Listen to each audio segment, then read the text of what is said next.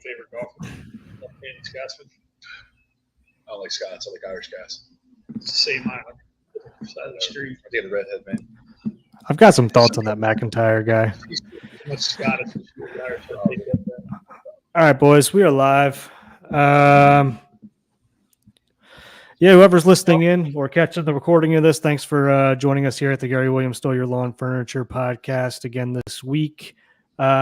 This week we are actually sponsored for the first time. How cool is that to say out loud? By the Chaucer on Foster Avenue in Canton and the Pig and Rooster on Foster Avenue in Canton as well, about a block over. Probably going to do some kind of giveaway here on social media once this is over. So go check that out. Probably giving away, what do we say, guys? Like what, a $50 gift card or something like that? Yeah, two $25 gift cards. One to the Chaucer, one to Pig and Rooster. Yeah. Perfect. So yeah, go check that out. We'll either send it to you, or better yet, why don't you just go pick it up at the restaurant and use it while you're there. Also, just want to go over some of the rundown. We're going to go over some baseball today, like we always do. The Orioles continue on their hot streak. Got some stuff about Jackson Holiday. Hayes is starting to come around finally. We'll head into some football, go over some recent signings, people holding out from OTAs, some women's hoops, some golf, and the upcoming NBA championship as well. I know Dustin always does his little golf segment at the end, so we'll go over that as well at the end. But more importantly, today we got Delaware Dave in the house. If you're ever in Canton, go check out Pig and Rooster because you'll probably see Delaware Dave in there. Probably one of the more knowledgeable Baltimore sports fans we've ever been around. So he tries to keep us whenever we bring up anything. He tries to check us and keep us in line when we're going off the rails a little bit. So man, way to suck up, start the shit out of this thing. Come on, man. Yeah, man. Hey, he's always the one that's gonna wind us back in when we're flying off the rail. So Dad over there's got to keep us in line. I don't even have any videos, Brooks. Yeah, no incriminating videos. Not yet. Not yet, at least. Yeah. So, let's start off with some Orioles stuff. I mean, I think that's probably going to take up majority of the time. Orioles 38-20, second in the AL East, guys. How we feeling? What are you seeing? I'll let you guys kind of take it over from here. Go wherever you want to go with this. We can kind of discuss as we go. Let's still rock and fire. So Hayes 2 homers. Hayes are 2 homers yesterday. Yeah, what have you guys seen? Let's throw it over to Delaware. Yeah. What have you seen Delaware just in the last night specifically? You want to talk about anything in particular? Him the bat hard, looking for good pitches. I mean, he lost so much weight when he got sick. I mean, I could lose 10 pounds, but for that guy to lose 10 pounds, that's a got to come back. It took him a while to come back from that. And with Mullins being a little dinged up, and you need 2 center fielders to play in Camden Yards, and we got 1 day off this month, so yeah. It's going to be it's a good time for him to be coming back and contributing. Yeah. What are we? 2 home runs last night, 317 in his last 15 games. So since he came back, he's been very good. And it's good. Santander actually, the older guys on the team, the veterans are coming back. It looked like Santander has had a great last couple games last week. He had a home run, had another hit last night. Scored from first on a double, which you don't see much from Santander. He's not the most fleet of foot guy on the team. But yeah, it's looking like the older guys on the team heard our cries and are listening and starting to. It looked like we kind of tagged Gossman a lot last night. A lot of the like long fly balls. I feel like I saw their center fielder and right fielder catching balls on the warning track all game. It felt like we were just missing him, and we've kind of had a history of kind of kicking Kevin Gossman's ass in his 6 career starts against the Orioles. He's a 1-4 with a 5.3 ERA, so looking like a below average pitcher when in the last 5 years, realistically, Kevin Gossman's been one of the best pitchers in the league. This kind of goes back to what we were saying. Yeah, go ahead. kind of what we were saying last week is, we've been week to week with this team, and we're past the quarter pole at this point. But now the older guys, what we were talking about last week, older guys aren't stepping up. It's the younger guys. Now it's the older guys stepping up. And so it's really good to see, and that's why I think we can't go week to week with this team. I don't want to go Ravens, NFL, Monday morning quarterback BS. This is a good squad for 18 games above 500. We have an embarrassment of riches. Let's keep it rolling. Yeah. It's a 1-9 lineup too. You look at some good American League East teams. There's 5 good hitters on it. I mean, there's no real holes. There's no spot in our lineup we can get out of the inning. We can get out of this inning here. I think Norby looked good in his first couple at bats last night. I'll go against you on the Norby stuff. I mean, he did have a couple swing and misses, but he did have good plate presence, but he wasn't making a lot of contacts, a lot of swing and miss stuff. But that's going to happen. I mean, it's his first game. He's got to be nervous as hell. He said his girlfriend's father was in town. He just got off a plane from Canada. I mean, his parents are going to leave him in Tampa in a couple days. It's going to come. But I mean, I'm not going to judge a man on his first 2 or 3 at bats. Yeah. And he's been great in AAA too. This season he's hitting 286, 17 doubles. And over the past 3 years, 293 clip, 59 doubles, 34 homers, in 198 games. So a little bit more than a full season of baseball. He's hitting 60 doubles and 35 homers, 135 RBIs. I mean, I'm good with that out of a second baseman who's probably going to be hitting it towards the bottom of the lineup. Obviously, we got to see how he adjusts to major league pitching. 0 for 3 last night. I'm interested in Connor Norby, but more interested in what this means for Jackson Holliday. What do you guys think this means for Jackson Holliday with Norby coming up instead? I'm sorry, gentlemen. You got to come back here in that shirt. I'm sorry. The owner of Charleston just walked in, and he did not know we were doing this here today. But you got to see what this man is wearing. You got to know. You got to come over here on camera. You got to come over here on camera. Right in between. Get it right in between. Man. That's a handsome jersey. I mean, I respect the jersey though. I respect the jersey. This is out of left field. This is a right turn from the left lane. I had no idea this was happening. That's awesome. Anyway, back on track. What do you guys think? What do you guys think this means for Holliday? Why do you think we chose for Norby to come up as opposed to Holliday? Do you think it's just giving Holliday more time, or just the circumstances of the injury around Mateo being awkward? I think it's the circumstances, to be honest with you. I think Holliday is going to be back up here in the next month or so. He's starting to come back around in the minors finally. Looks like he's starting to get his confidence back a little bit. And I mean, Norby, this is good to start just seeing what we got. I know we're calling Vespi up again. I'd really like to see one of the young pitchers get a start eventually, just to kind of see. But again, I think this was just the circumstances of the injury, and just gives us a good chance to get him out there. Norby was down in AAA doing the same thing.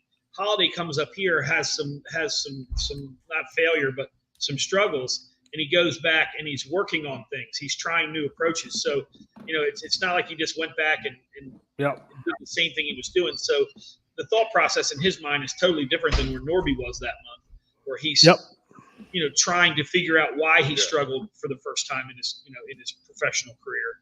So, I think him starting to turn around is totally different. I have a thought and a question for the group. Thought is, I think the Norby pull-up is to maybe showcase him, see if we can, make him look a little good, or look semi-decent, to maybe make him trade bait. That's a personal thought. The question for the group is, do we think, or the question is, with the new CBA that happened, 2 years ago, I think, or 3 years ago, whatever it was, does Holliday have to get a number of at-bats, or is it when he came up that his service time starts? Do we know? It's game days. So he can't, even if he had stayed up when he came up, if he had stayed up every day, he would have qualified for that to be his rookie year. He had to go down for another 6 or 8 days for that to not be his rookie year. So there's zero chance that he can that this will be his rookie season. Okay. He will be a rookie next year. Yeah. So that extra That year of was- eligibility, that's so important Yeah. among GMs and baseball aficionados. We will not have to worry about that. Jackson Holiday will not be counted. This will not be counted as his rookie year. As I thought your Delaware question has, was going to be: was it conspiracy theory that Mateo got hit in the head or stepped in pothole and had to go into DL? That this was some kind of mysterious falling off? Because Rogers has hit me in the head harder than that. And I didn't even- Dude, and it was the back of the head. I feel like that's always the one that like fucks people up a little bit when they get. I guess. I mean, It must have been just like the right spot, I don't know because he was in the dugout, looked like he was about to throw up. that's what they said. Did you see it, Dell? Did you see how he actually got hit? Yeah, he was so Mullins was just warming up, and it was in his backswing after the swing. Mateo reaches down to grab a rosin bag or a weight or something, and the back of the end of the swing comes over the top, and he's bent over and hits him on. It looked like it hit the back of the. He had a helmet on. He had a batting helmet on, and it hit the back of the helmet. But it wasn't like catchers get hit way harder by backswings than that, and just keep on rolling. So I discount his injury. I'm also maybe my conspiracy theory is running higher. I don't know.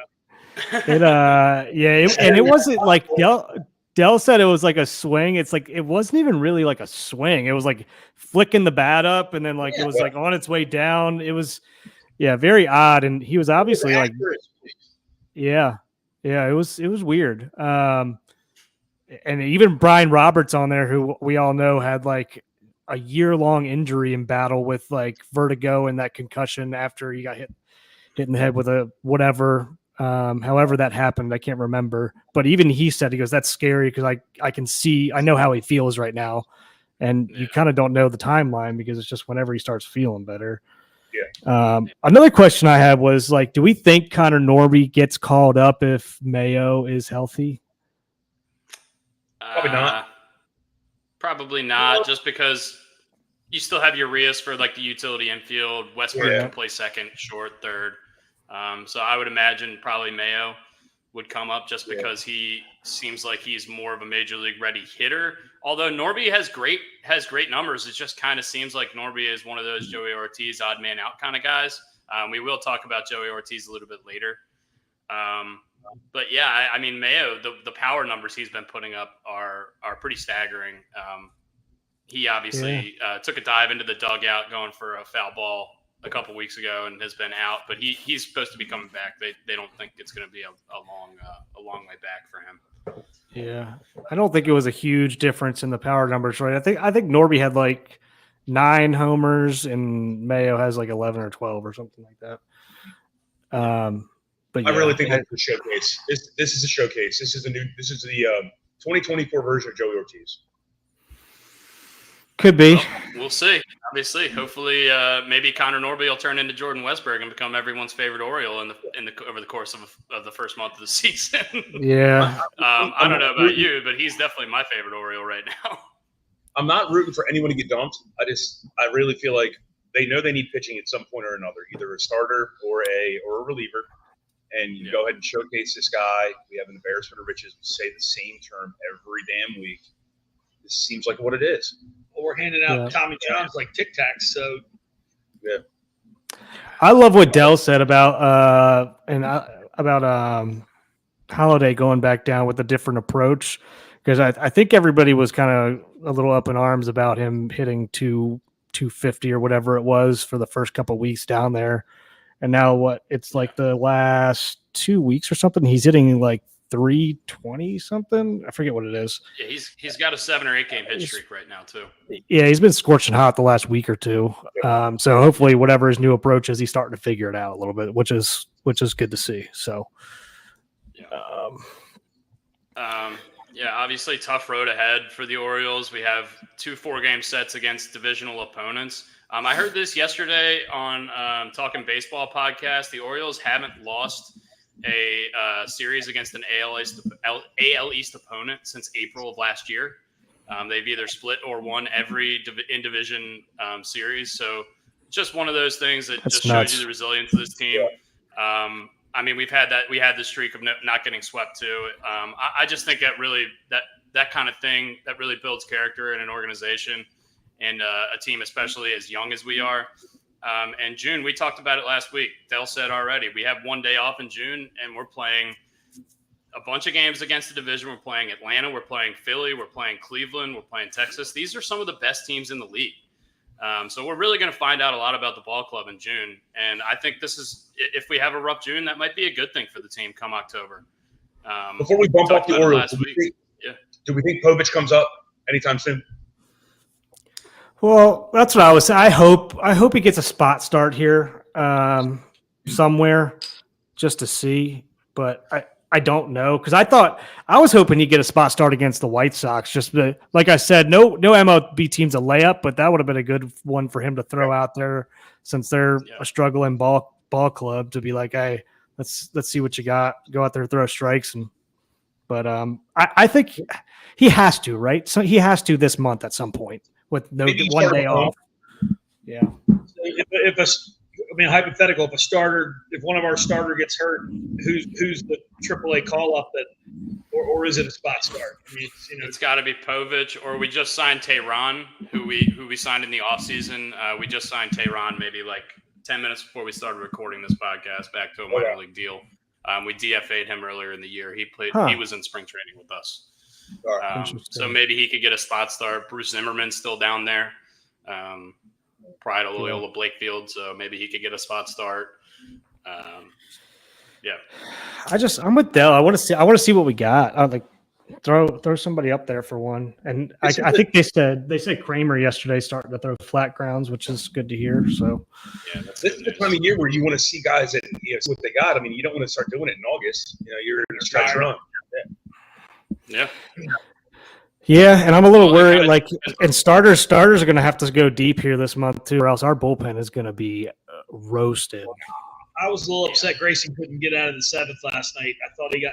I know we had more of a cushion. I thought he got pulled a little early. He was at under 90 pitches, had one out. He was pissed. With a was it 4 or 5 run cushion? I don't understand why you don't let him. Try to get to the end of the seventh. I mean, it's.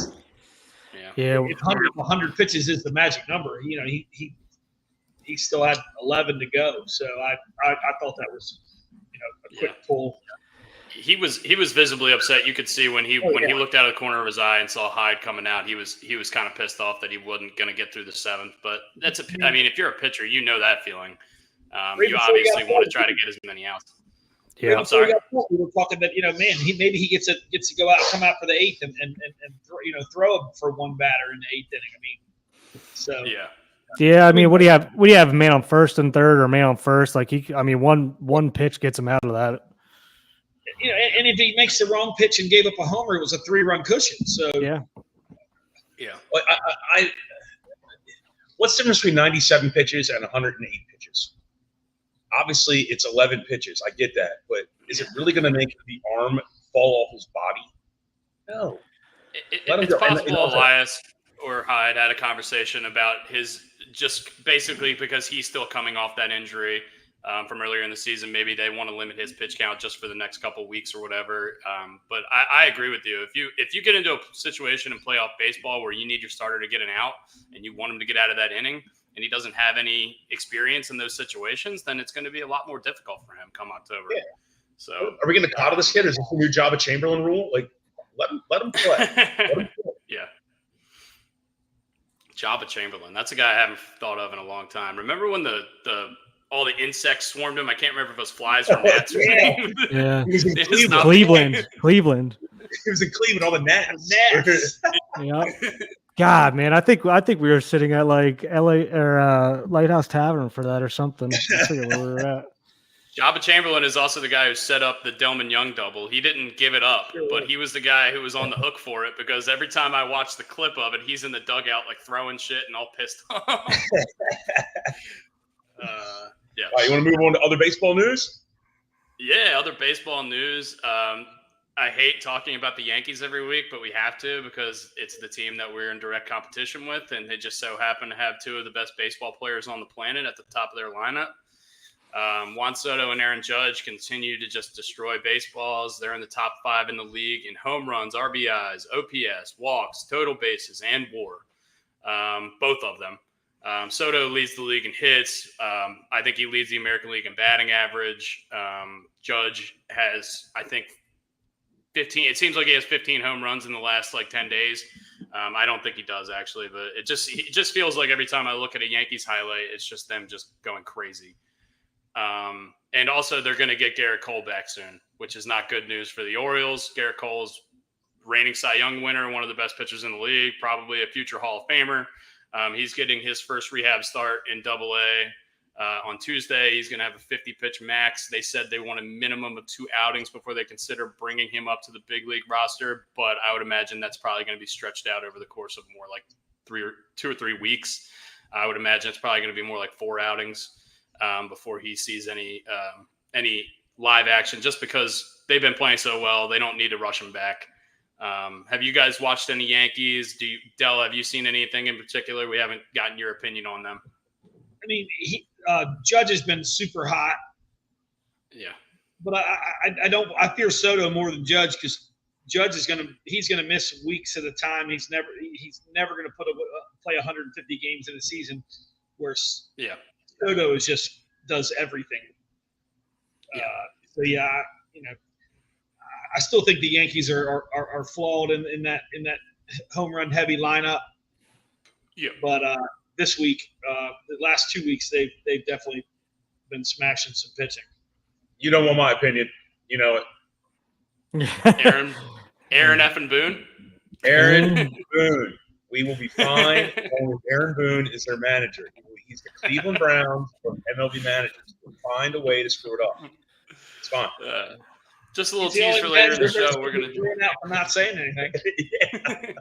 little tease for later in the show. We're going to do a little rundown of our least favorite athletes and sports personalities. And I don't know if Aaron Boone's going to make the cut for Rodgers, but it seems like he might be in the running. This is how bad Aaron Boone is. He's definitely on his draft board. He can't argue without getting thrown out of the game. He just gets thrown out. He got thrown out when he wasn't arguing. I don't know if you saw that clip. Yeah, we talked about that a little bit when the guy was behind the dugout and they thought it was him. Yeah, that guy should have season tickets. The rest of his life, season tickets. Yeah, I said we were going to mention Joey Ortiz too. Joey Ortiz is the NL Rookie of the Month in May for the Brewers, and nothing but good vibes for Joey Ortiz.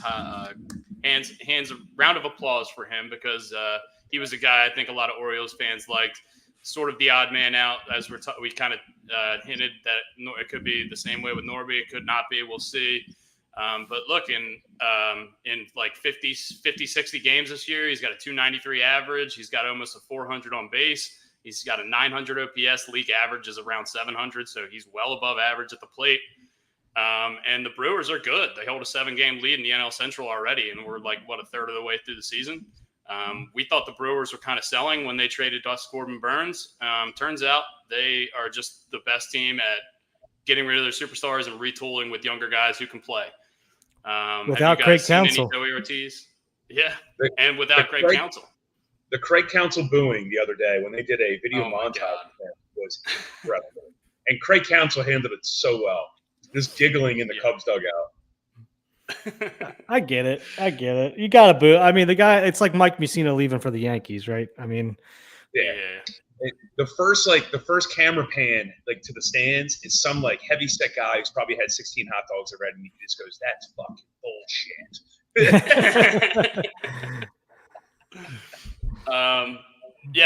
Good for Joey Ortiz. Obviously, DL Hall got hurt early in the season, only had 4 appearances. He had a 7 or 8 ERA in his first couple appearances. He got hurt.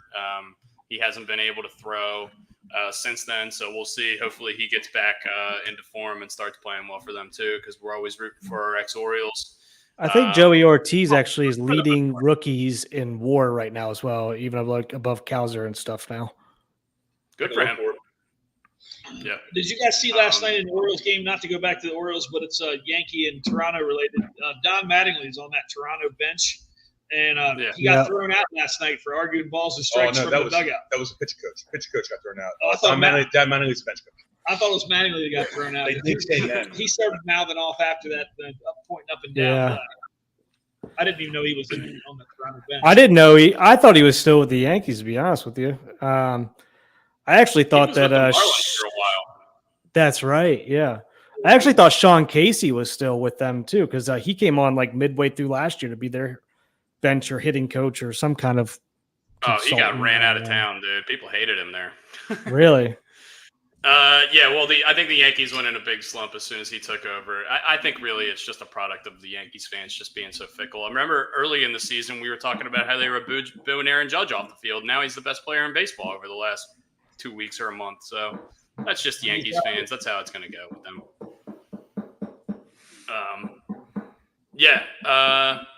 You guys want to? You guys have anything else in baseball? You want? Actually, let's do our That's a Shame segment. Yeah, sure. Our That's a Shame segment goes to Tucupita Marcano, the utility infielder for the San Diego Padres.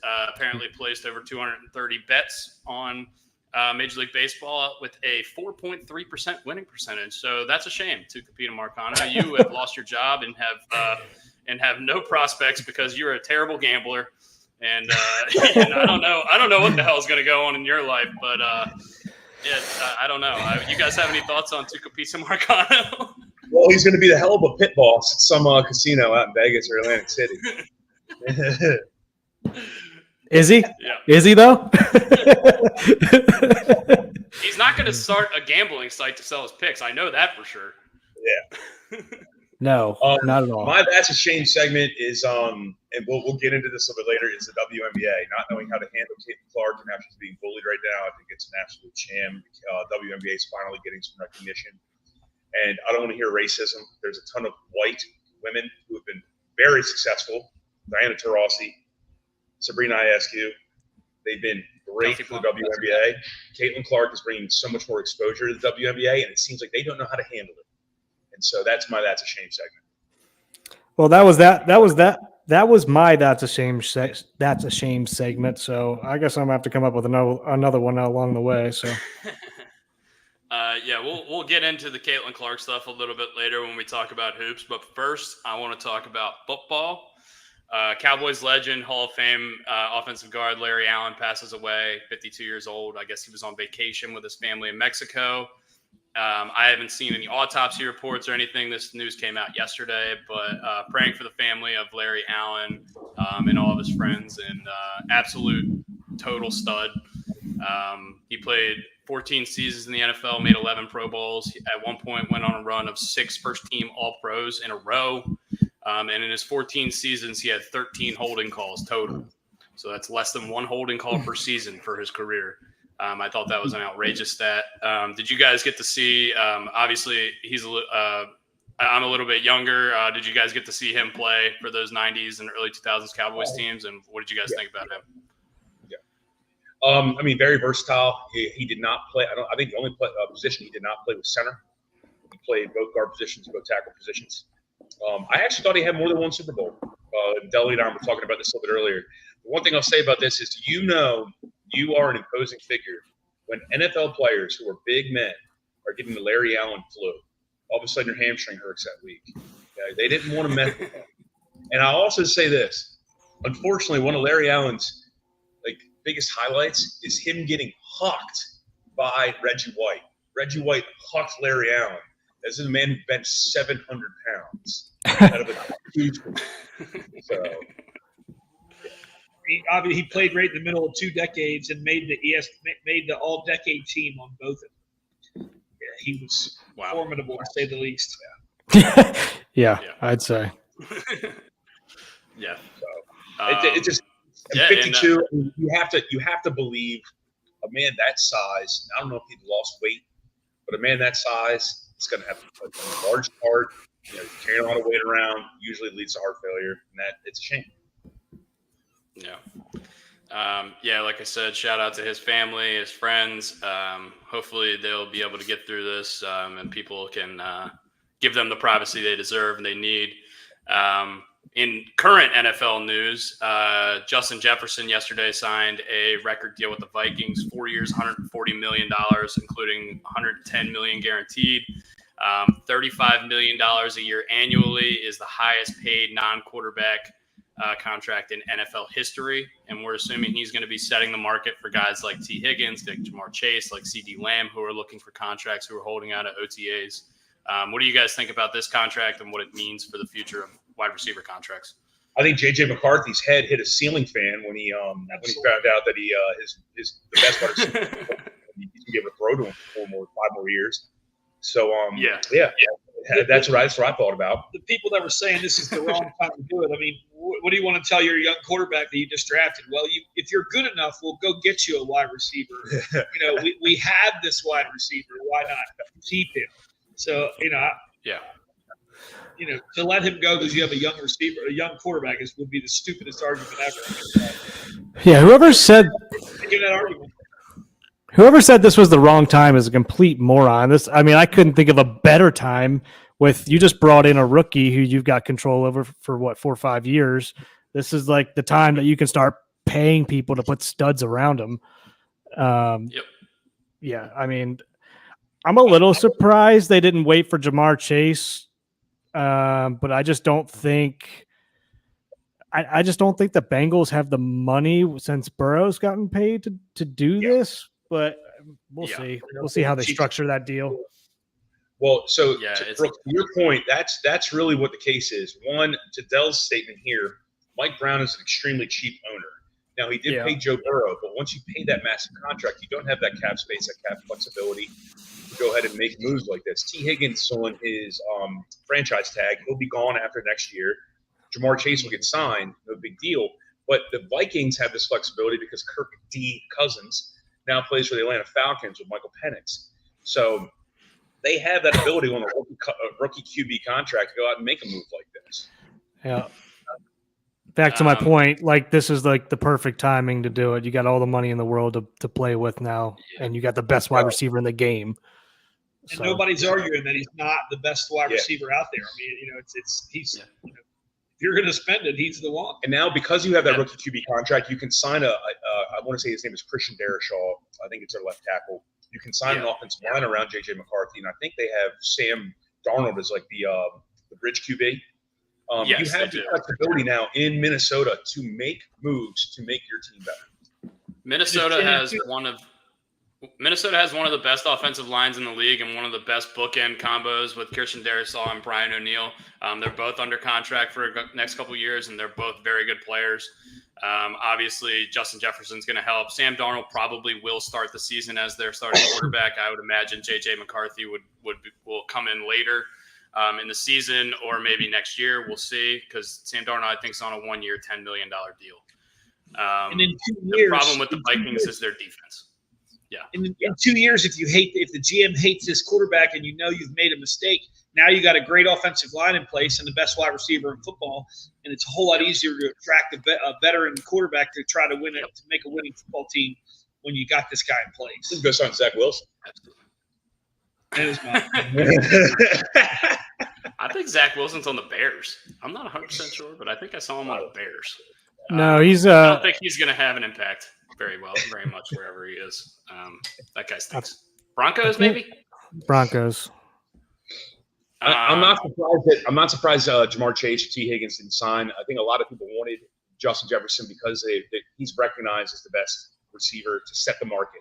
Now those guys can go and say, okay, I'm not as good as Justin Jefferson, but I can get $32 million instead of $35 million. From what Adam Schefter said on Pat McAfee yesterday is that last year Justin Jefferson actually the day before the season started or training camp started had a $28 per year $1 million deal lined up, and he turned it down, bet on himself, kind of the Joe Flacco situation from Super Bowl year. And now he turned it into $7 million more per year for 4 more years. So what is that? That's $28 million extra dollars that he got. That pays his taxes. And it's a staggering guarantee.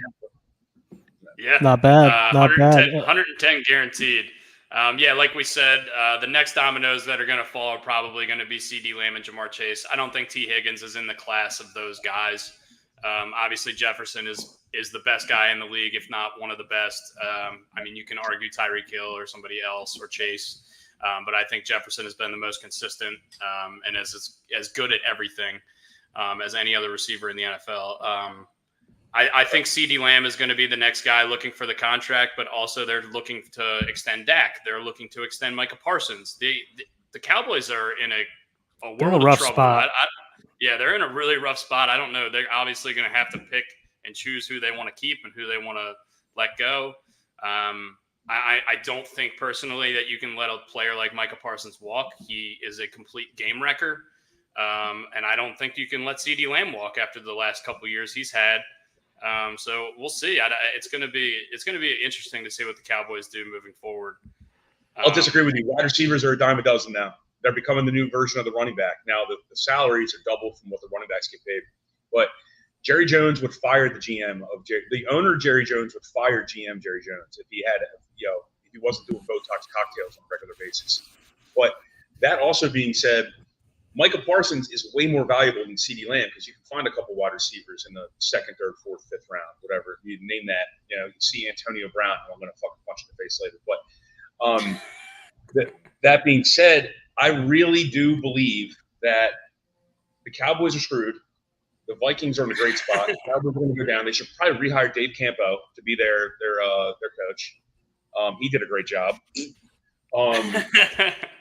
So they could go for Wade Phillips. Oh yeah, why not? He's Well, in like the USFL or AFL or whatever the hell it's called now. I don't know what Wade Phillips is doing, dude.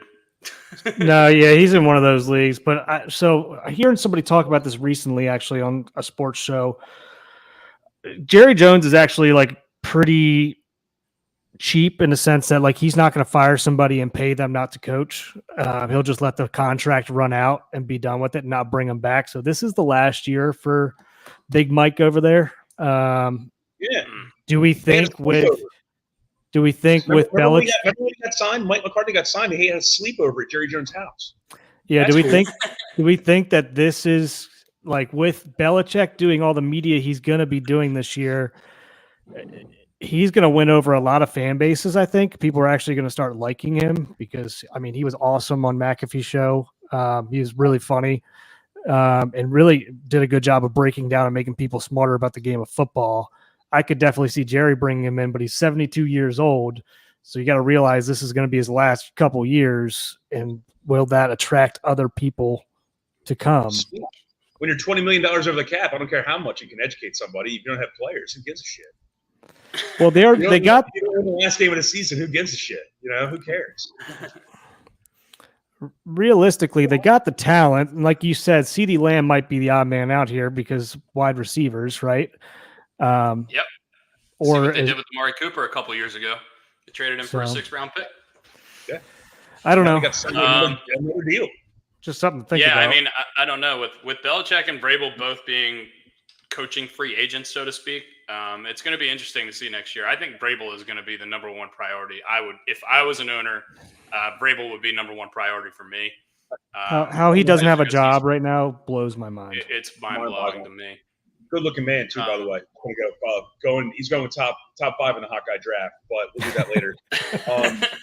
But I with how much Bill Belichick reveres the New York Giants, I really see if Brian Daboll has any kind of hiccup and he gets let go at the end of the year, I can see Bill Belichick going back there. If you watch the 2 Bills 30 for 30, he starts crying when he walks into like the weight room and stuff like that. So I can see that happening. And they have a better cap situation. Yeah. The problem is their quarterback went to Duke and he stinks.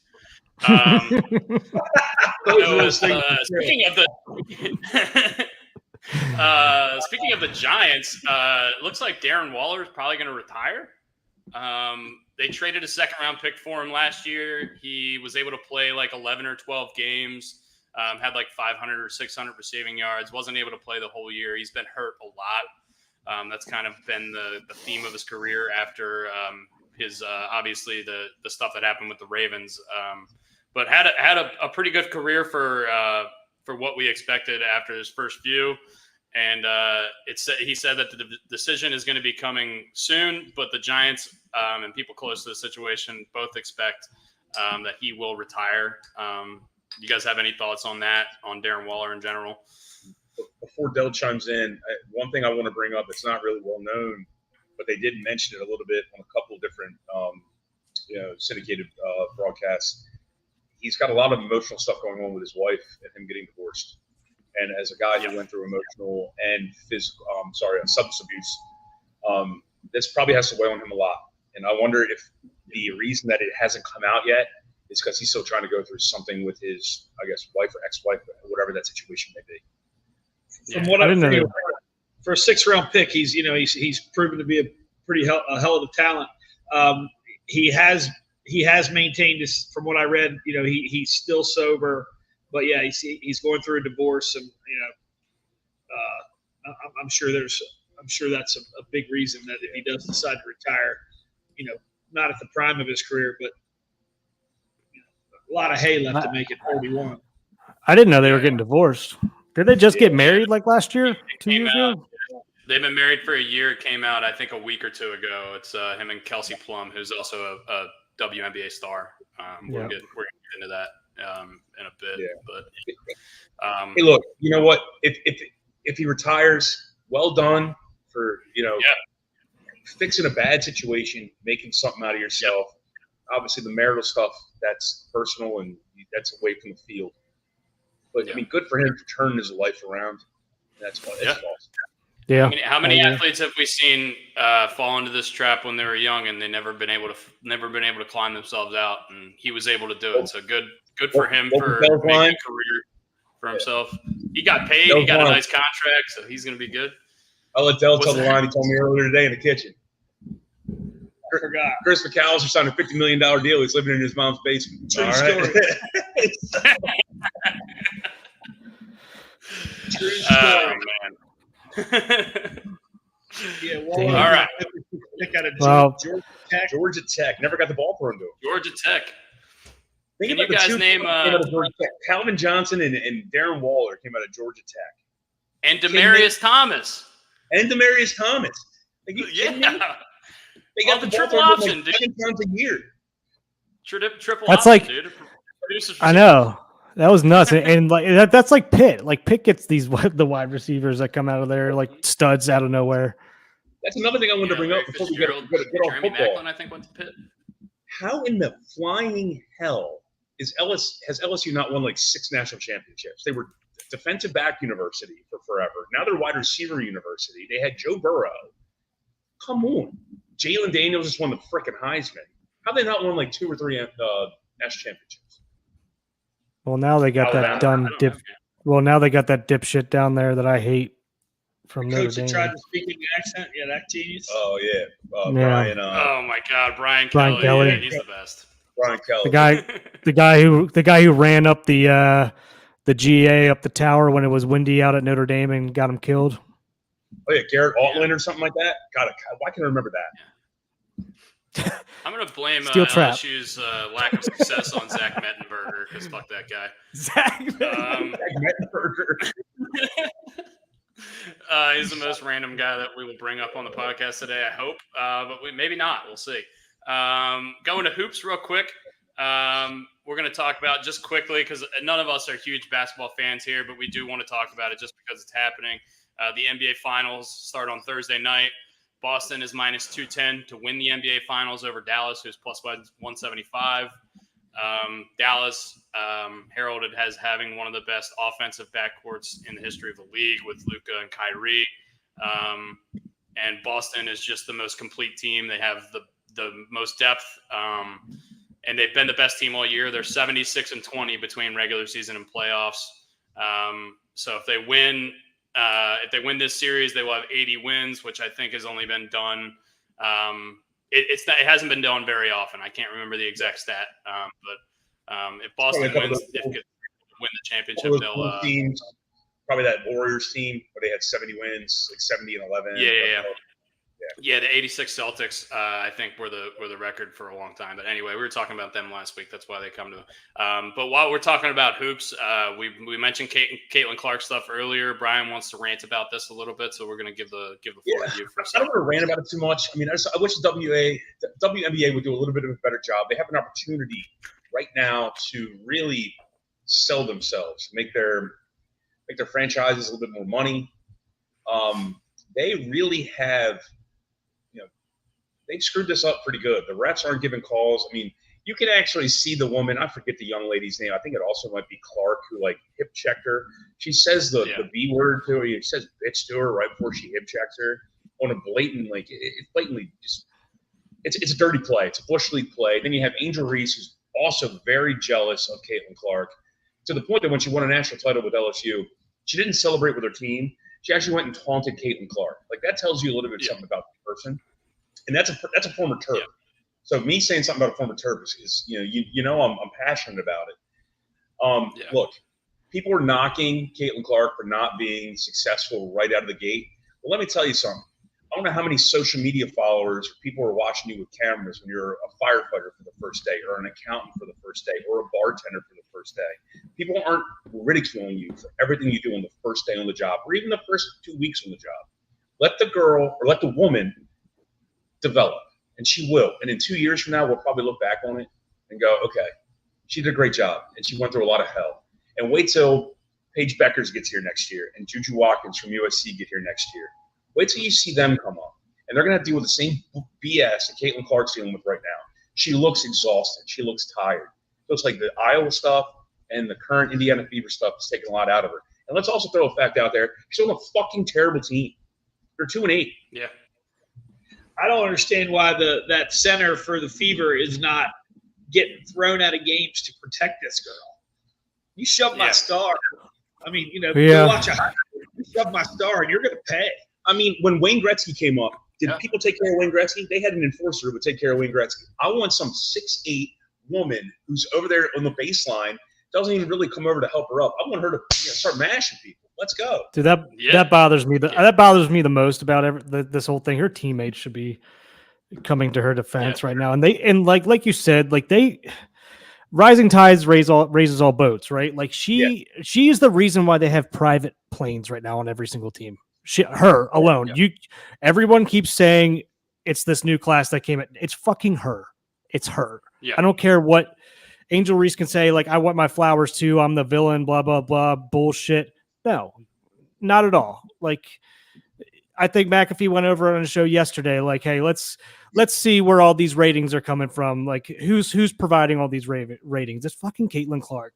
And you know what? Like, she got offered a shit ton of money to go play on the 3v3 thing with Ice Cube, a lot more money than she would make in the NBA. There's another NBA star who's probably the best to ever do it, that's starting her own league as well on the side, like a 3v3 one-on-one kind of league on the side.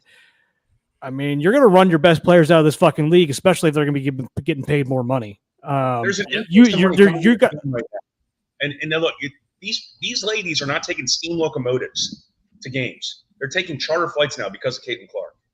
Mm-hmm. Period. Yeah. Do I care?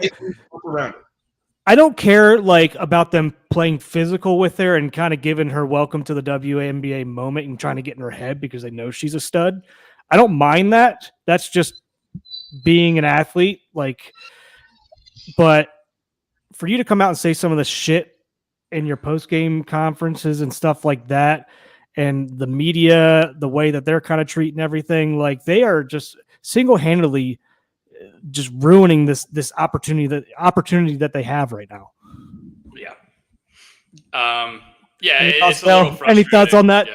I'm shocked that her teammates aren't even on social media coming out in her support, supporting her, because she's a star, on that court, and and it's shown already. But I thought it was a little odd that her teammates did not rally around her more than they did.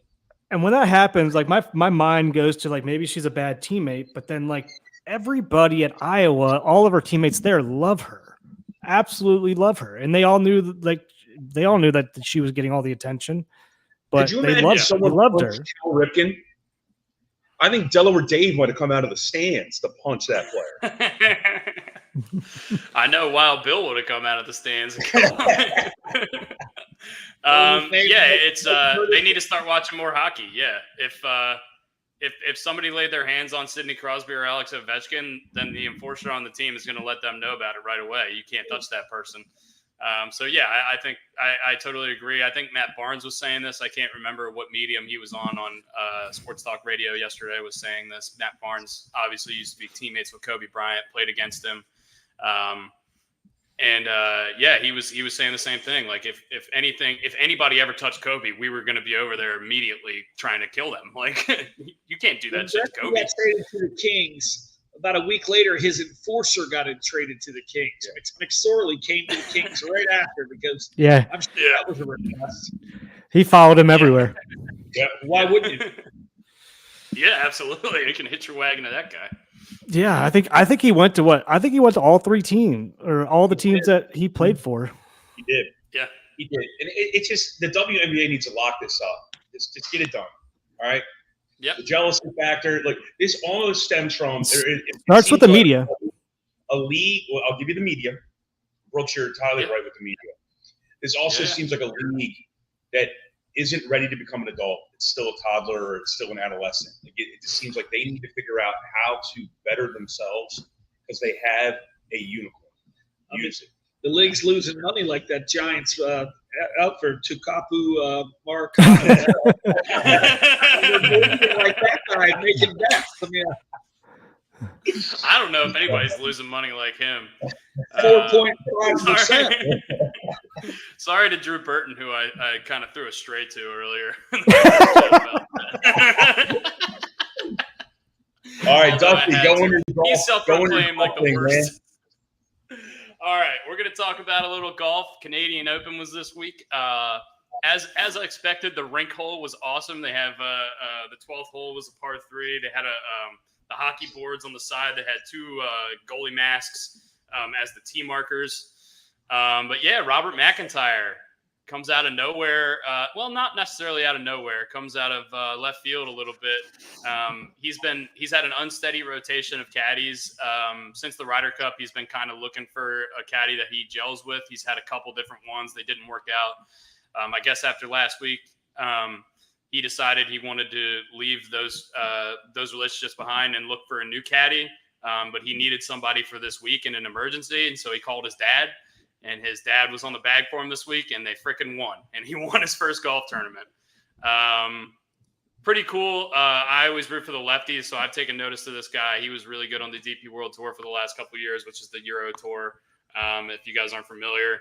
And he's finally on the PGA Tour full time this year. He came in the top 10 in the PGA Championship a couple weeks ago.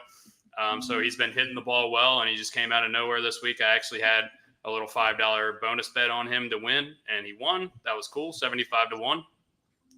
Did you guys watch this tournament? You have any thoughts on Robert McIntyre? Yeah, it's definitely Long John Silver. I loved every second of it. But his dad at the end said, they asked him, and his answer was, "I'm a grass cutter," because I guess he does work. Yeah, he's familiar. Well, he's a greenskeeper, right? Something like that. Yeah, he used the term grass cutter. He's a grass cutter. That's what he said. I know. That was a special moment. I didn't love. I mean, for all intents and purposes, I do like McIntyre, but I didn't love how he was. His ears were a little listening to everything else other than paying attention to what he was doing. He was kind of shitty to. Yeah, he was kind of shitty to some people. And it's something where even like the announcers, after it happened again, like I think it was the second or third time, they were like, well, I mean, because he was pissed off that a drone, like he could hear a drone. It's like, well, he's going to have to get used to this if he's going to be playing on the tour, because this is kind of the future of how we're going to be covering golf and sports in general. So just like this is a little ridiculous. Didn't love how he was like trying to get the guy kicked off the course. That, I mean, a media, like a guy that works for like the channel that was televising it, was trying to get a rules official over and all this different stuff, and didn't love that. But everything else, like at the end with his dad, I thought that was really cool. Yeah, that's cool. I didn't know about that stuff. That's sick. What is it about left-handed golfers being just human rain delays on the golf course? Because Ryan Harmon, when he won the Open Championship last year, got so much shit because he waggles the club 600 times before he swings. And now Robert McIntyre, the group in front of them was finished 18 when they were teeing off on 15. So I don't know what the hell's going on with these left-handed golfers, but I'm going to tell you this as a left-handed golfer who plays very fast and very poorly. It's not that hard. Just go to your ball and fucking hit it. It's not that hard. What do they call Steve Traxel, the left-handed pitcher? They called him the human rain delay Yeah. because he would take forever. Yeah. He would not be able to play in the game with the pitch clock now. Yeah, I mean, more people should be like Mark Burley and just try to throw complete games in less than 2 hours. Dude, I love that guy. He pitched like he was double parked. I mean, he would get the ball. So who was Fluff working for this week? 72-year-old Fluff fell down. Yeah. Got hurt, All that. they pulled some guy fatter than me out of the stands.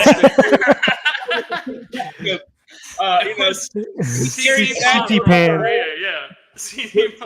Yeah. Yeah.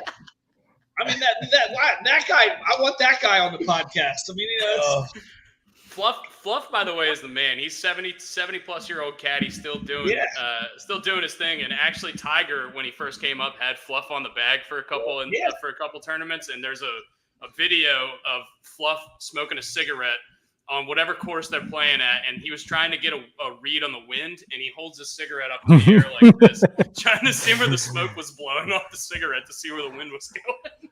Use all the tools So good for you Fluff. got. He's got a fantastic crash. Yeah. He's lost a ton of weight since then. I know he's had some some physical stuff, but yeah, that dude is the man. I want that picture of him holding his cigarette up with like trying to judge the wind with Tiger next to him. Like I want it framed in my office somewhere. Yeah. Fluff is awesome.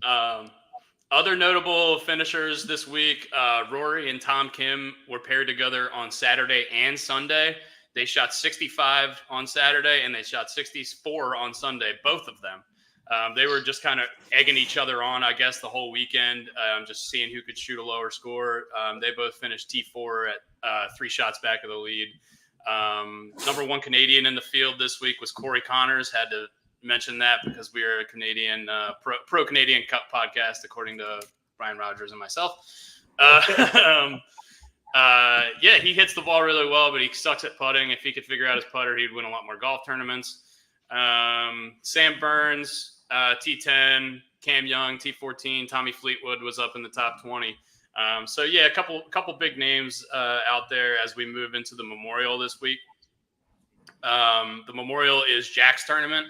It's at Muirfield Village in Ohio, Dublin, Ohio. I guess it's just outside of Columbus. Yeah. And Victor Hovland won this tournament last year in a playoff over Denny McCarthy. Denny McCarthy, local guy we've talked about before. He is 75. He was 75-1 yesterday. Now he's 70-1. But his last 4 tournaments, he's got 2 top 10s. Or last 5 tournaments, he's got 2 top 10s. And he came in second in place in this tournament last year. So if you're looking for a guy to take a long shot on, 75-1. This is the thing we did with Nick Taylor earlier this year. This guy's got a history of playing well at this course. He's playing well right now. So those are the first 2 things you look at when you want to bet golf. That's a guy I like down the board this week. And then obviously Scotty Scheffler is the odds-on favorite to win any golf tournament he's going to be playing in. He came third in this tournament last year, missed the playoff by a shot. He is plus 360 to win this golf tournament, which is just outlandish. Difficult to bet on. I want to say this as well before we move on to the draft. Good for the Louisville Police scrubbing the Scotty Scheffler shit. I mean, come on. Yeah. Thank you. It's over with. It's done. Thank you. We can all move on now. We can enjoy the U.S. Open in 2 weeks. Yep. We don't got to continue to have this narrative. Yeah. So good. Well done. About time. Yeah.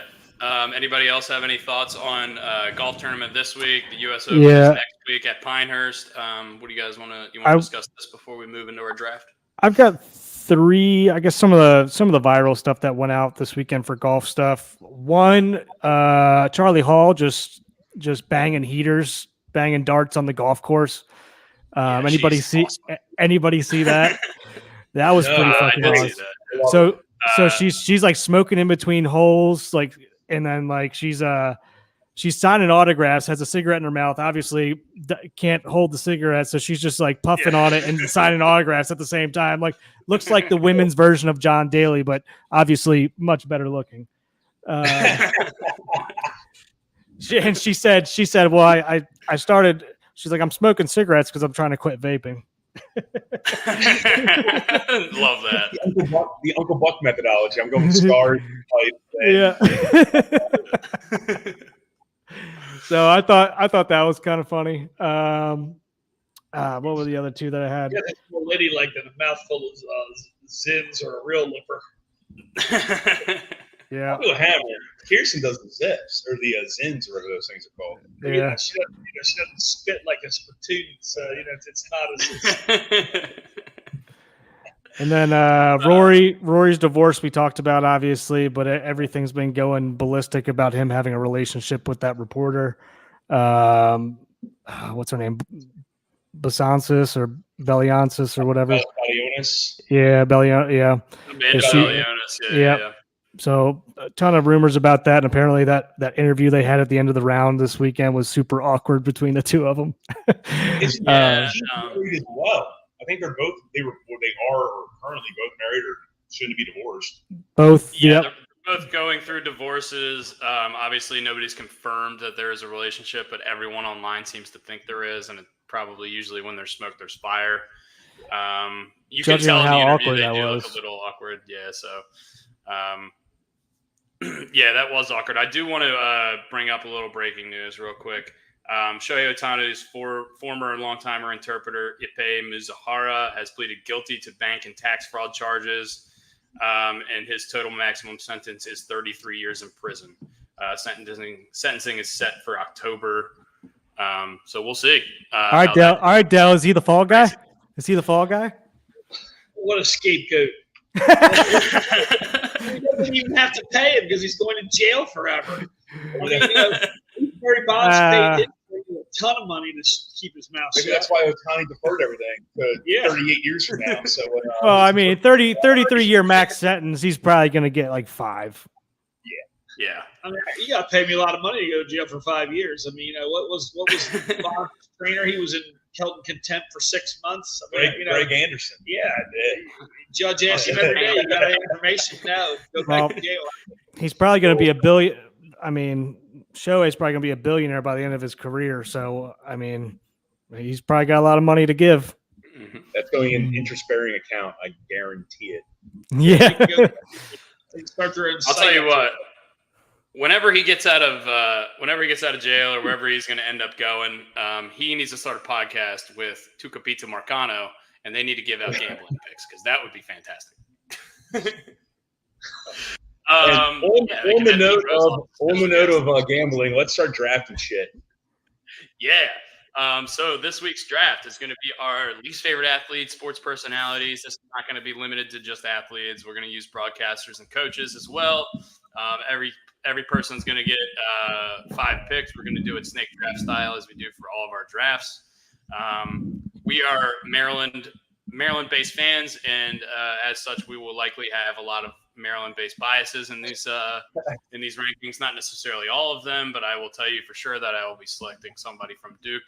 I will probably be selecting somebody from the Yankees. So yeah, let's just get into it. You gotta play to the voters a little bit, because all of our voters are Maryland people, so they're like, yeah, you gotta play to that card a little bit. I'm not playing game to the voters. I've had 2 great drafts, and you guys have screwed me. So screw you. No way, dude. I'll give things from Arby's on the fast food draft, dude. Arby's steaks. Dude, you had to think like everybody voting on that was big Hardee's fans or something. Arby's. The sports movie one is bullshit. I crushed the sports movie. Yeah, I could give you that one. The sports movie one we need to redo down the line just because we weren't prepared for that, and I kind of thrust that upon you guys late. But we'll get into that later. Let's do our least favorite athletes, and everybody Delaware's loves to start us off. So Delaware's got first pick. Athletes you want to punch in the face, and sports broadcasters and/or coaches. So I'm going to take Brooks's advice, and I'm going to draft to win. And my first choice will be everyone's favorite punch, delivered by Mr. Ruth Neto-Dor. I will be taking Mr. Jose Batista. Wow. Yeah. He was very high on my board as well. You want to talk about it's the cream pick. I mean, I'm the easy pick. I'll take Jose Batista. I like it. Brooksy, you got pick number 2. Number 2 pick is Brooks. Is off the board. Yeah, man. Do I go with current or just overall? Current most hated or I will go. I gotta go. This is a first round pick for me. JJ Redick. Yeah, I think JJ Redick. Do I hate him now? No, but he was the most hated player in the country at the time, and obviously by Maryland and North Carolina fans. So I'm going 3rd pick overall. I'm going Antonio Brown. He's going with AB. I don't blame you at all. One of the best receivers I've ever seen play football for sure. Can't fucking stand him. Oh my God, I've got so many ways I can go with this. I know. The most punchable guy in sports for me when I was growing up, and the guy I hated the most when I was growing up is Hines Ward. Whenever he would put that stupid little smile on his face after he caught a first down and got absolutely lit up, it just made me want to kill him. So Hines Ward's going to be going number 1 for me, and Chris Mad Dog Russo is going to go number 2. Fuck that guy. Good one. Done. I absolutely hate Mad Dog Russo. When he is on MLB Network, I turn the television off or I change the channel. It is the worst. I can't stand him. We'll go from there. Brian, you got the next one. With my pick, I'm going with a person that unfortunately committed murder. I'm going Oscar Pistorius. Oh wow! Wow, that was not a name I thought I was going to hear today. Me neither. Wow, I didn't even think about potential murderers. Wow. I'm shocked Brian left the easy pick for up there on the board that I thought for sure he was taking first. Brooksy, you're up, and then you got Deli with 2, and my number 1 overall pick is still on the board because I don't think anyone would get it. But Del's looking at my sheet. Well, it's on my list. Well, I mean, if you're going to show him your cards, what are you doing? All right. Shit, man. Let's go.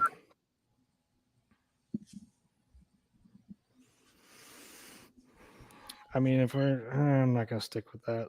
Let's go. I mean, let's just go LeBron because across the country, there we go. I feel like across the country, he's one of the most hated people or loved. It's one or the other. There you go. LeBron James. Surprising pick. One of the best Belly's got players 2. of all time. Well, since we're playing the Blue Jays this week, I'm going to take my 2nd Blue Jay in a row. Wow. Finished his career. He's taking it. Finished his career in New York, but I'm taking my another Blue Jay. I'm taking Josh Donaldson. Ooh. Oh man! Wow. Good one. Yes. We talked extensively on here about how much we do not like him after he retired. I don't have any other Blue Jays on my list, but I was told that I could open this up to. I was thinking about taking a media personality, but I think I'm gonna switch. I'm gonna take. I would never punch this guy in the face ever because I'd be scared to death. I might run over him with my truck. I'm gonna take professional boxer Floyd Mayweather. Yeah. Wow. Yeah, he was on my list as well. There you go, Floyd Mayweather. Brooksy, you're up, buddy. Brooksy, you are up. I am going to go with Shoe. Is he the most hated? I'm going to go with O.J. Simpson. Ooh, Sticking with the murder trend. Yeah. I'm actually going for like really shitty human beings. That's like where my mindset was. Like if you're a fair. Yeah. So I am going to go with Hope Solo. Okay. Okay, This is and you wonder why you lose these. okay. Well, I'm gonna take a man who could not get both feet on the ground. I'm gonna take Aaron Hernandez. Oh, Okay. okay. I feel kind of left out. I'm the only one without a murderer. I know, right? Man, I could take the Pouncies too and just get all the Florida guys. I'm just because when we first pitched this, it was most punchable faces in sports, and I'm gonna tell you the most punchable face in sports right now is Nick Sirianni, head coach of the Philadelphia Eagles. I absolutely fucking hate that guy. I hate his face. I hate him. I hate everything about him. I hate that team. Fuck Nick Sirianni. I'm gonna do a guest pick. Brian, you want to go ahead and give the guest pick? I'm up. He needs some help. He's stretching here. All right. He's stretching. Brian needs some help. Is going to go ahead and give us his pick, and it can go on my sheet. I'm going to go with Angel Hernandez. Shit, that was mine. That was my next one. Damn, Angel Hernandez is such a good answer. Hey, God I didn't even think about referees. We got two. Think about referees. You got two A Hernandez's on. You actually have to write it out. That was my next pick. God damn it, Eater. That's a great pick, dude. I didn't even think about him. That was the help you needed because Rogers, your draft sucks up until that. Antonio Brown. Yeah, AB's good. I mean, you can't fuck up the number one these overall. are all terrible people. You're ready to be a GM. They get drafted in the first round. All right, I'm gonna go most hated. I would say, give me Sue, the Ndamukong Suh. Ooh, That's a good one. Stepping on dudes' faces, not cool. Yeah, not cool. He did some questionable things. I agree with that. Ndamukong Suh. There's no way I spelled that right, but I tried. Deli's got 2 to close out his draft. He's got 2 Blue Jays and a prize fighter. I'm going to go media on this one because I was informed right before this started that you could go media. And we've got one media guy off, but I'm going to take the second, and I'm going to take Skip Bayless. Skip Bayless is a great answer. Yeah, Could have gone a lot earlier in the draft, I think. Yeah, great answer. And you have your final pick there, Delaware. My final pick. This is a tough one. I'm going to go personal experience on this one. I'm going to actually. So I have 2 Yankees and 2 Blue Jays, or 2. Another. He's going lefty golfer. And you're not going to pick him. You're not going to pick him, Dusty. You're not going to be able to get him. We're going to go with Yankee catcher Jorge Posada. Wow, Posada. Hip hip. And I got personal experience on this. I watched the guy tip $2 on a $200 check to my friend Nancy at the restaurant next door where I worked, and Derek Jeter himself scratched out the tip and made it $50, and everybody laughed at him. The man was going to tip Nancy $2, multi-millionaire with all kinds of teammates around, $2. What an asshole! And What a dick. I'm going with Posada. What did Nancy do to Jorge? Oh man.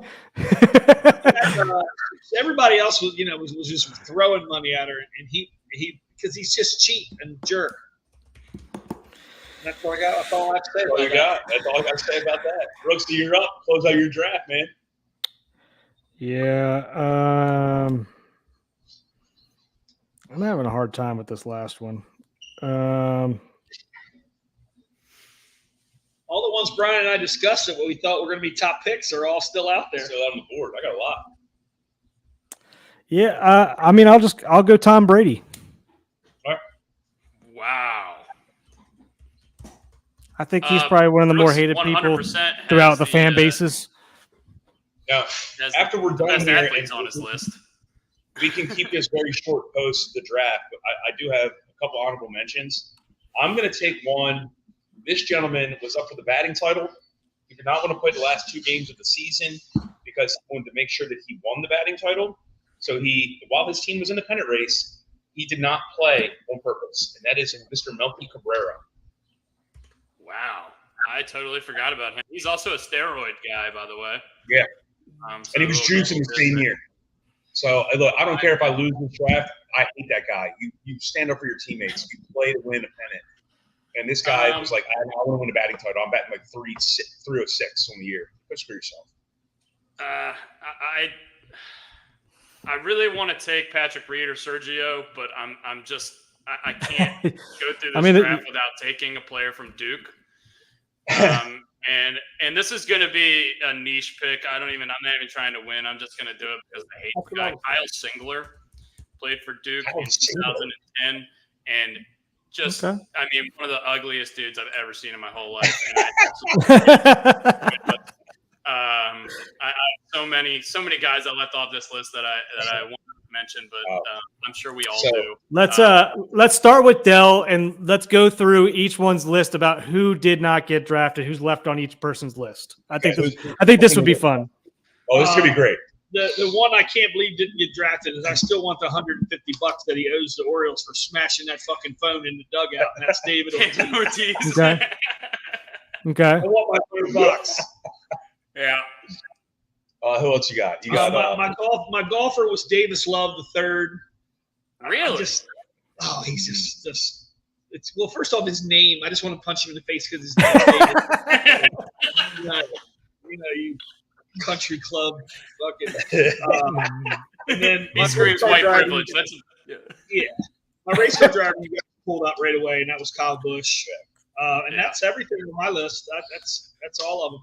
I got a couple, and I know it's going to be on your list too, so I'm going to go Ozzie Guillen, Cito Gaston, Ryan Lochte, Lance Armstrong, Nick Kyrgios, the tennis player who's a douche, obviously Sergio, Greg Norman, Draymond Green, Barry Bonds. Oh, Draymond's a good one. Zach Wilson, and then the biggest one for me, Lamar fucking Ball. What a douche. I want to beat him with his own feet.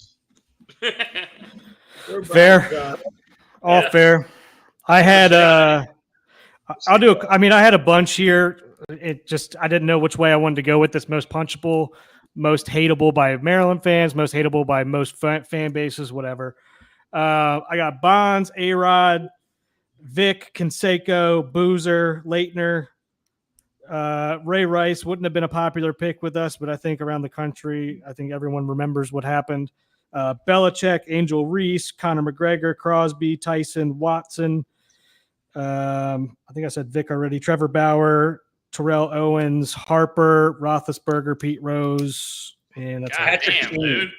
Patrick Kane is one. He's beating up taxi cab drivers. Yeah, I think I missed a big opportunity by not taking Coach K instead of Kyle Singler, but whatever. I think everyone respects Coach K at least. Lance Armstrong. Yeah. Lance Armstrong was great in the movie Dodgeball, so I'm going to give him a pass. Brooks, I have a couple for you. Brooks hates Carlos Gomez with the power of 1,000 burning suns. He was the guy who used to pimp singles for the Brewers all the time. John Shire's on my list. Nestor Cortez. Jonathan Papelbon's on my list. Fuck that guy. Trevor Bauer. Fuck that guy. Edwin Encarnacion because of that absolute shot he hit off Ubaldo Jimenez. The whole 2014 Kansas City Royals. Craig on my list. Jeffrey Mayer. We didn't even say Jeffrey Mayer. Oh, what are we doing? Yeah, what are we doing, dude? I thought about taking him with my last pick, but I did not. Jeffrey Mayer. We didn't have any Astros players, any drum gate players on it. Nobody took any of them. Jason Grimsley, Albert Bell. How do we miss Jeffrey Mayer as Baltimore? I didn't miss him. I just didn't pick him. Well, dude, you're a moron then. Well, I'm a lot younger than you guys. I don't remember all this stuff. I have a lot of, guys. Sports thoughts. He was a kid Obviously, these are we're not going to ever see him play. we sports hate these guys, so to speak. Some of these guys actually hate because they're murderers and terrible human beings. But for the most part, this was fun, and these are sports hatreds. We were not actively. I'm not actively trying to fight Hines Ward because he would absolutely destroy me in a fight. You would love him if he wore purple his last 3 years. Yeah, Draymond Green, Greg Norman. Yeah. Yeah. This has been our draft. There's probably some things you're going to disagree with, as we've found out. I get several Instagram notifications every week saying, "How'd you forget this?" or "Why didn't you pick this?" So that's going to happen, I'm sure, every week. But yeah, we'll go through this draft just one last time. Delaware, his final team is Jose Bautista, Josh Donaldson, Floyd Mayweather, Skip Bayless, and Jorge Posada. That's solid. Brooks' team is JJ Redick, LeBron James, OJ Simpson, Tom Brady, and Ndamukong Suh. Definitely the most athletic of the group, 100%. He's got LeBron and Tom Brady, who are two of the greatest athletes of all time. Brian has Antonio Brown, Oscar Pistorius, Hope Solo, Angel Hernandez, and Melky Cabrera. And I have Hines Ward, Chris Mad Dog Russo, Aaron Hernandez, Nick Sirianni, and Kyle Singler. Nick Sirianni. So we're going to put these up on social media. We'll make a little bit of a graphic. You guys can pick who your favorite draft is. We have more murderers than we do coaches or media people. I know. Man, we could have did a top 10. We could. We really could have. But if you want to see us expand our list, or if you have any ideas for drafts we can do, maybe throw them in the comments. We'll throw this up on Instagram, Twitter, all those socials and everything. We want to plug Pig and Rooster and the Chaucer in Canton. These are our friends, Brian in Delaware. Brian's obviously hosting with us every week. Delaware is going to be sort of a semi-regular guest. Yeah, we want to support their businesses and all of our local businesses around Baltimore. So go check those places out. Anything else you guys want to plug or talk about before we go? I'm good. It's always good seeing you guys. Remember, talk to people. We talked about the mental health stuff the last couple weeks. Everyone take care of themselves. My favorite part about this podcast always I get to talk to my friends on a regular basis. It helps me out a lot. So it's good seeing everybody. I'm glad Deli could join us today. Let Brian Eater go ahead and give his little guest pick in on Angel Hernandez. That's all I got. No, it's always good seeing you guys. I'll let Del close up anything he has. He covered it all. Appreciate you guys having me on. Awesome. Thanks for joining us, Deli. Would love you to subscribe, like, whatever, share it with your friends. If you want to come on, just shoot us a message. We're not against having other people in that just want to talk baseball, sports with us, or just want to bullshit. We don't care. Yep. Anything going on in Canton, Ocean City this week, guys, that we can talk about that we missed? I don't really think so. Just Orioles out of town. So I mean, a lot of people going to the bars, watching the games and stuff on TV. If you're in Ocean City, you can go check out that. You can go see Dustin at Cabanas or Green Turtle and West OC. Yeah, I'll be there all week. It's June bug season, so not much going on in Ocean City except for a bunch of 18-year-olds just trying not to get arrested, basically. Oh, cool. It's senior week, so I don't have to deal with that much in bars. It's great. Well, hey guys, good seeing everybody. Take care of yourselves. Yeah, this has been another episode of Gary Williams Stole My Lawn Furniture. We'll see you next week. Boom.